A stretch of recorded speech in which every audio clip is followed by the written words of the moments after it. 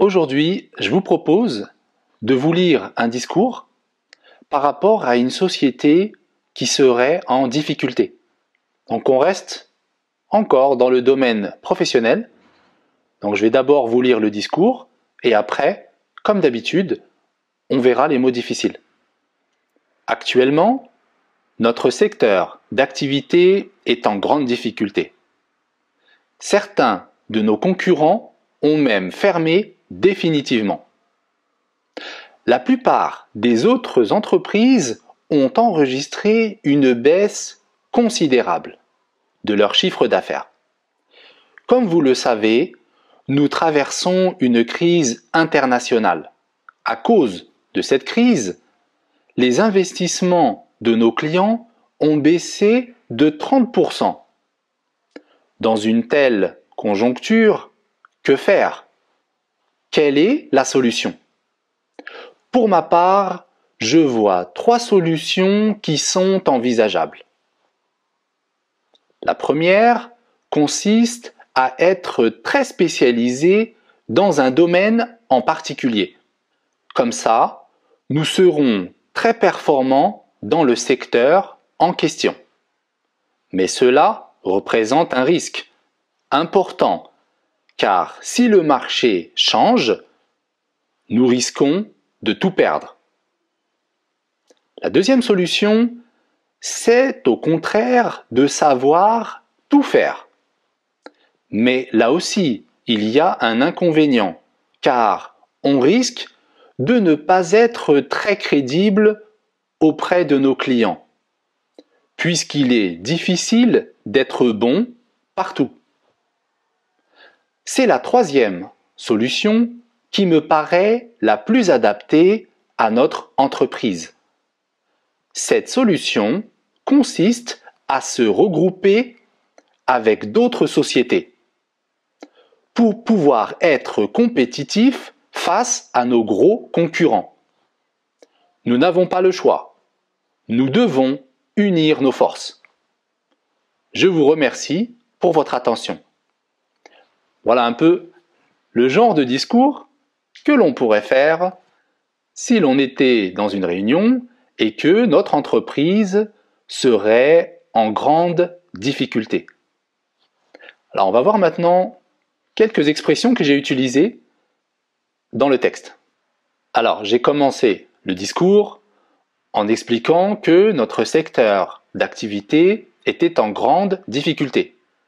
Donc là, je commence le discours en présentant le problème. Alors, un secteur d'activité, c'est un ensemble d'entreprises qui ont la même activité.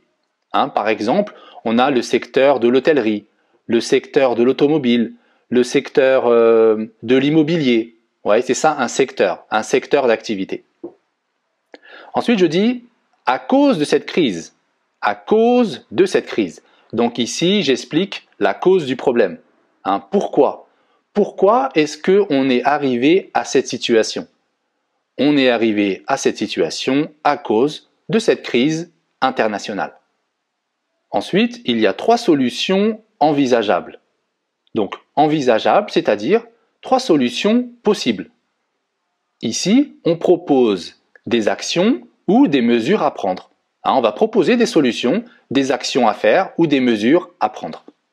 Donc on a 2 façons différentes pour expliquer les solutions.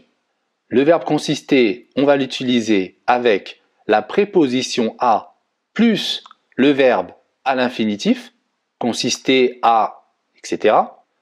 Par exemple, consister à être spécialisé. La première solution consiste à être spécialisé, par exemple. Et on a aussi donc le verbe être avec la préposition de, plus le verbe à l'infinitif.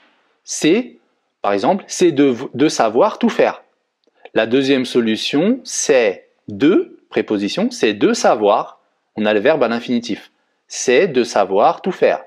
C'est de pouvoir trouver un autre système, d'accord? C'est de pouvoir, c'est de savoir. Alors maintenant, on va voir le vocabulaire. Donc j'ai utilisé le mot concurrent, un concurrent. Donc un concurrent, on va dire, c'est une entreprise qui fait qui pratique la même activité que nous. Hein, elle a la même activité que nous, donc c'est un concurrent. J'ai aussi une baisse considérable. Une baisse considérable, c'est-à-dire importante. Ça veut dire une baisse importante, une baisse considérable, qui mérite une attention particulière. D'accord ? C'est une baisse importante qui mérite qu'on s'attarde là-dessus, qu'on se pose des questions. Pourquoi ? Pour quelle raison est-ce qu'on a une baisse aussi importante? Donc considérable, ça veut dire importante. Alors ensuite, j'ai une conjoncture. Une conjoncture, c'est dans quel état se trouve l'économie. Dans quelle situation se trouve l'économie? C'est ça la conjoncture. On dit la conjoncture actuelle. Alors un inconvénient, c'est quelque chose qui ne nous convient pas. Hein, c'est quelque chose qui ne nous convient pas. On peut dire qu'un inconvénient, c'est un désavantage. C'est un désavantage, c'est un problème, un inconvénient. Être crédible. Être crédible, quand je dis si nous sommes, par exemple, si nous touchons à tous les secteurs d'activité, nous ne serons plus crédibles. Être crédible, par exemple, devant les clients, quand on est une société, être crédible, ça veut dire qu'on peut nous faire confiance. Hein, on est crédible, on est professionnel, on connaît notre travail, on est crédible. C'est ça, être crédible.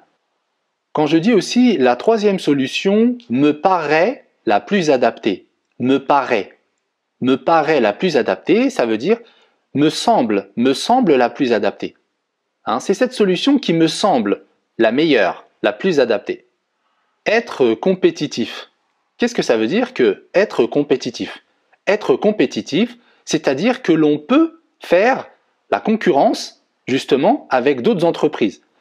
Si par exemple je vends un article, hein, peu importe, je vends des produits ménagers par exemple, si je vends des produits ménagers, si mon prix, hein, le prix que je vends est plus élevé que les autres concurrents, que les autres sociétés qui vendent des produits, je peux dire que je ne suis pas compétitif.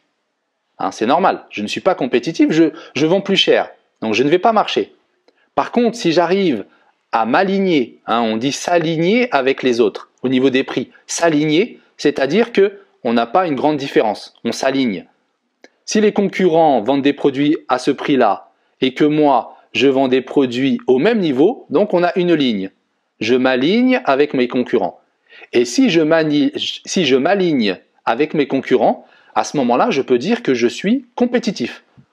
Je peux même dire que je suis très compétitif si en plus, j'arrive à vendre mes produits en dessous de la moyenne. Donc là, je suis très compétitif. Pour finir le discours, j'ai dit voilà, il faut unir ses forces. Unir ses forces, c'est-à-dire se rassembler, unir ses forces. Alors, unir ses forces, justement, au lieu d'avoir plusieurs petites sociétés, nous allons nous réunir tous ensemble et comme ça, nous serons plus forts pour pouvoir justement être en compétition avec les grosses entreprises. Donc c'est ça, unir ses forces. D'ailleurs, il y a une expression française qui dit l'union fait la force. L'union fait la force. Quand on est unis, on a de la force. Voilà, c'est terminé pour ce petit texte. Un petit exemple comme ça de vocabulaire, d'expression que l'on peut utiliser si on a envie de faire un discours et qu'on est dans une certaine difficulté. J'espère que le cours vous a plu. Comme d'habitude, ça vous permet de voir d'autres expressions, d'autres vocabulaires. On voit d'autres situations. Voilà, on essaye de varier plusieurs situations pour vous apporter toujours plus au niveau du français. Alors, comme d'habitude, vous pouvez me suivre sur les réseaux sociaux, sur Facebook ou bien sur ma chaîne YouTube. Le nom c'est Youssef le français. Prenez soin de vous, faites attention à vous et je vous dis à la prochaine.